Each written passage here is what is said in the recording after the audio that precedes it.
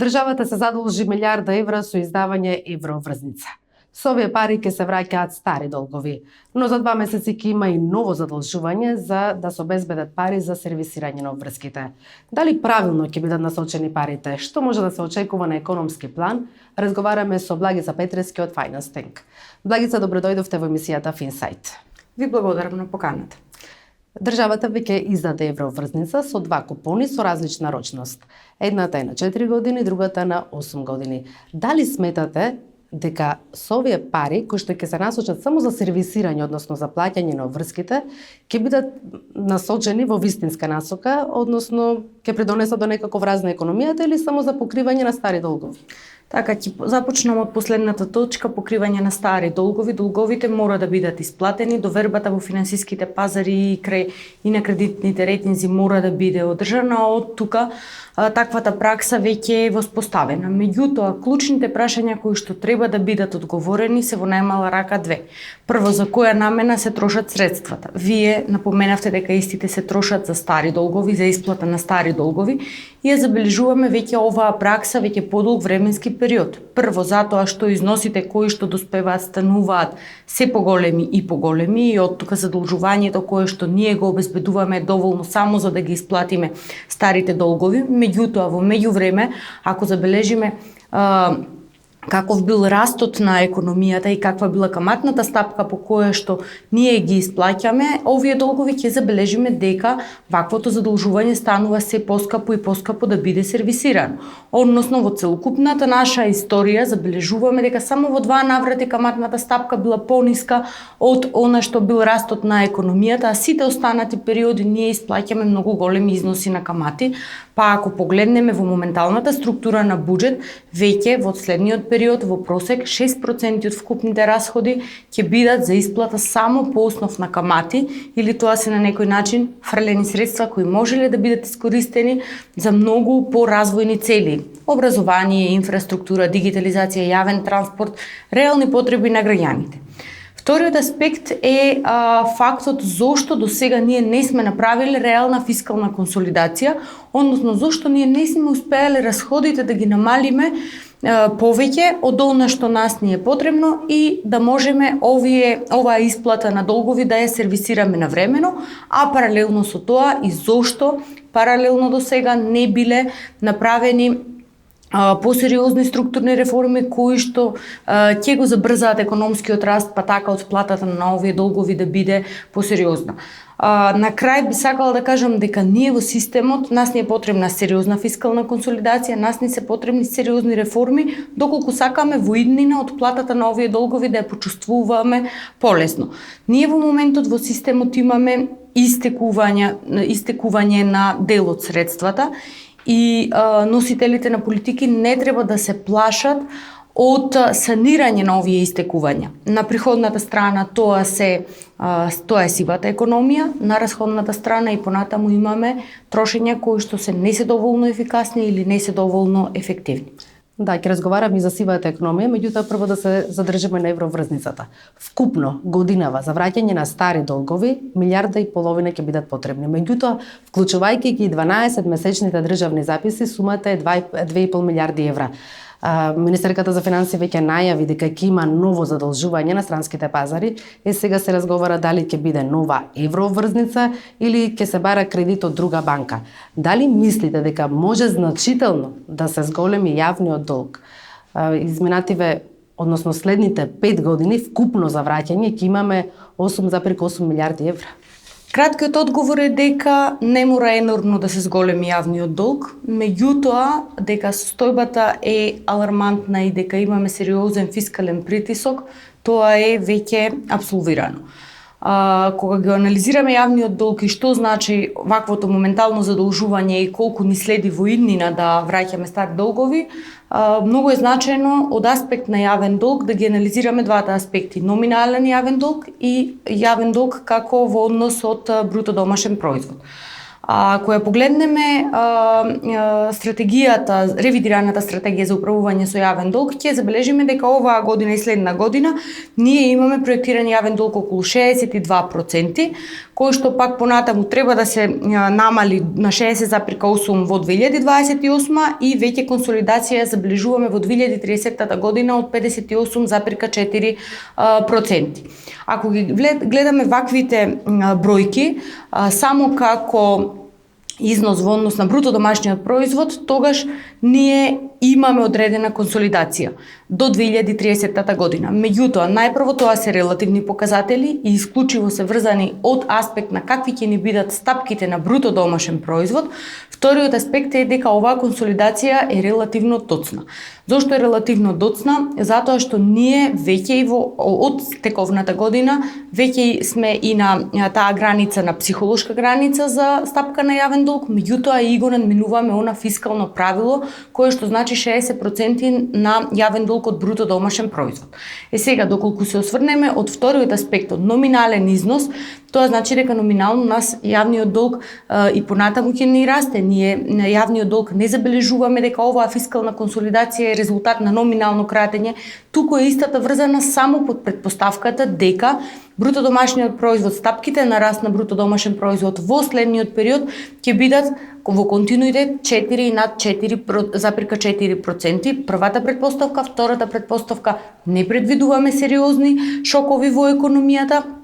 И тие две се многу сериозни предпоставки, каде што доволно е само една од двете да биде поместена, нас многу лесно јавниот долг може да ни премине во поголеми стапки.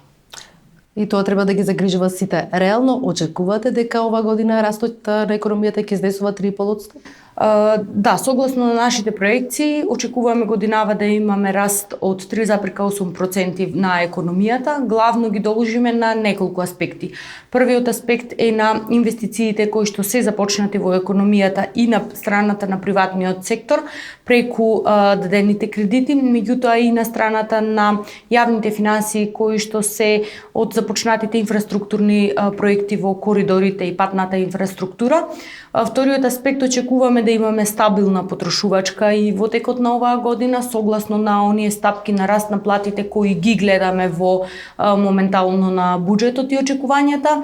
И третиот аспект е дека ваквата состојба може да поттикне во текот на следната година, од тука стапката на раст е реалистична. Буџетот оваа година тежи 6,7 милиарди евра. Вие направивте истражување каде одат овие пари. Што покажуваат бројките? Доколку ја погледнеме структурата на буџетот од аспект на каде одат овие пари, ќе забележиме дека во голема мера одат средствата за социјална и пензиска сигурност, односно 1/3 од овие средства одат во најголем дел за оваа категорија, каде што доминантно се во делот на пензиите. Понатаму, ако на тоа ги додадеме и платите кои што се за јавната администрација, веќе половина од буџетот оди за некоја таква ставка. Тука се и понатаму ставките кои што се во однос на блок дотациите на општините и оние ставки за стоки и услуги, така што во голема мера може да го оцениме буџетот како со дека имаме многу фиксна категорија на трошоци. Она што останува за развојна компонента во делот на капиталните расходи е многу мало и нажалост представува колатерална штета, затоа што секогаш кога капиталните расходи нема доволно средства и истите се на први на удар на кратење. Меѓутоа, тука од аспект на структурата сметам дека оваа структура е на ваков начин поставена веќе многу долг временски период и тука не забележуваме дека имаме посериозни предвижувања. Напротив, она што нас не загрижува е дека ние трошиме средства, меѓутоа немаме ефект. Например, зголемуваме плати, меѓутоа во јавна администрација, но не добиваме од друга страна, не ја гледаме реформата во јавна администрација и не гледаме дека имаме поквалитетни услуги од јавната администрација. Или ние зголемуваме пензии, но истовремено не забележуваме сериозна реформа на стабилизација на пензискиот систем или дополнително подобар животен стандард или квалитет на услуги и на живот за пензионерите. Така што можеби во иднина кога ја анализираме структурата, треба да водиме сметка и за реалните подобрувања кои предстојат. Синдикатот веќе бара зголемување на платите на работниците, бизнисот вели не се продуктивни. Колку е продуктивен македонскиот работник и доколку се реализира ова зголемување за 6.000 денари како што бара синдикатот, може негативно да се одрази врз инфлацијата и врз стапките на економски раст? Видете, сметам дека ова е најклучното прашање за македонската економија во моментот и едно од клучните приоритети за реформа во следниот период. Имавме една анализа од аспект на продуктивноста и кога зборуваме за продуктивноста, најголем дел од анализите се фокусираат на продуктивност на трудот, односно колку секој работник произведува во текот на месецот. И ако направиме споредба во текот на период од 20 години и анализа, ќе забележиме дека годишниот раст на продуктивноста бил само за 1,2%, а вкупно за 20 на години тоа е некои 28%. Ние заостануваме од многу други земји кои што се од регионот Централна и Источна Европа, кои што во истиот период дури го ја дуплирале вкупната продуктивност. Од тој аспект ова е многу загрижувачко, зошто ние постојано мора да направиме корекција на платата само од аспект на административна корекција, но не и врз суштинска корекција, преку зголемување на вештините, преку подобрување на условите за работа на работниците, преку инвестирање во нова технологија која ќе им овозможи да бидат тие работници попродуктивни и на крај од аспект на вкупна факторска продуктивност, преку справување со корупцијата и подобрување на институционалната функционалност, кои што се покажаа како и текако значајни фактори за продуктивноста. Дали оваа продуктивност би влијаела врз подобрување на животниот стандард на работниците, секако, меѓутоа апсолутно треба да биде запазен и животниот стандард на работниците, на оние кои што се на минимална плата и сметам дека законското согласување треба и понатаму да се следи. Не знаете затоа што работниците велат ние не сме продуктивни, затоа што не сме мотивирани, односно имаме ниски плати. И сега некако не одат тие две работи заедно, меѓутоа колку ова усогласување кое што беше направено надвор од законското за зголемување на пензии зборувам и доколку дојде се зголемат платите, може да ја подгре инфлацијата оваа година. Видете, линеарното зголемување на пензиите беше еден од факторите која што ја поттикна инфлацијата и затоа што сепак се зголеми куповната моќ.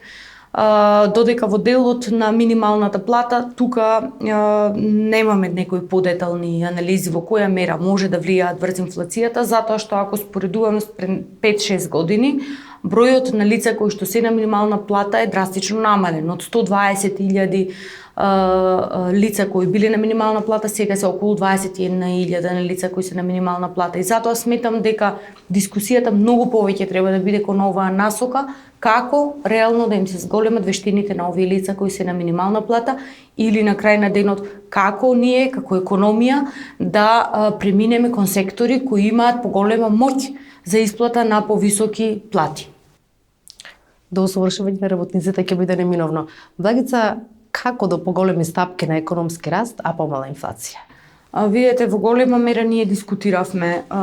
До поголема стапки на раст се доаѓа само преку структурни реформи, преку зголемување на продуктивноста, инвестиции во инфраструктура, инвестиции во технологија од аспект на компаниите, дигитализација на јавната администрација и на јавните институции и на секако јакнење на човечкиот капитал.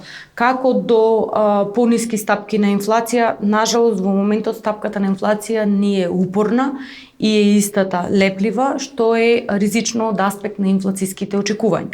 Меѓутоа во овој момент и понатаму клучот ќе биде кај фискалната политика, да биде умерена, да не забележува притисоци, а монетарната политика во рамки на своите можности понатаму претпоставувам ќе биде рестриктивна, односно ќе ги задржи стапките кои што се на референтната стапка, барем се додека базната инфлација е над вкупната инфлација.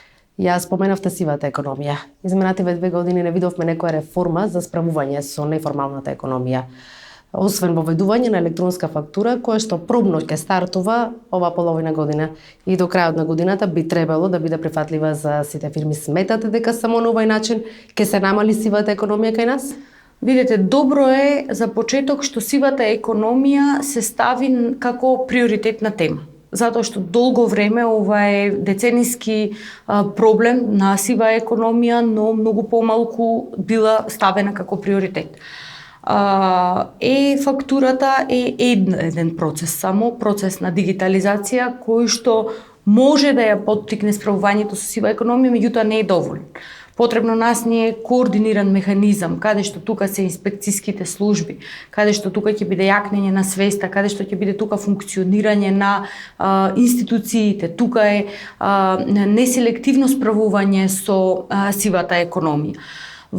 Така што тој систем мора да функционира координирано и мора сите да придонесуваат за ние да видиме по-сериозни резултати. Вториот аспект е политичката волја. Освен фактура, во изминатата година на крај веќе забележуваме поголемо раздвижување за некои други форми на справување со сива економија, кое што треба да биде поздравено и сметам дека носителите на политиките не треба да се плашат од справување со овој проблем, меѓутоа истиот мора да биде неселективен и мора да биде систематски. Еден проект кој што требаше да придонесе за намалување на сивата економија беше проектот Мој ДДВ со скенирање на фискални сметки.